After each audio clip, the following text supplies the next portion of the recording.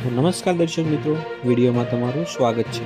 તો મિત્રો, અત્યારે આપણા એક ગુજરાતનો વિડીયો છે જે અત્યારે આખા ઇન્ડિયામાં ખૂબ જ ચર્ચાનો વિષય બન્યો છે। જી હા મિત્રો, ગુજરાતનો એક વિડીયો છે જેમાં કલાકારો ઉપર રૂપિયાનો વરસાદ કરવામાં આવી રહ્યો છે।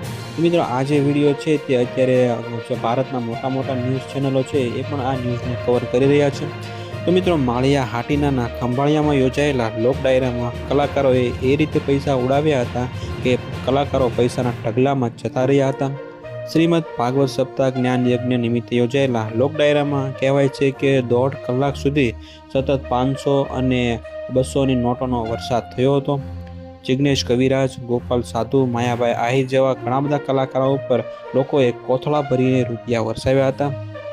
અને મિત્રો, જાણીતા લોકગાયક માયાભાઈ આહિર પણ આમાં કલાકાર ઉપર પૈસા ઉડાવતા જોવા મળી રહ્યા હતા।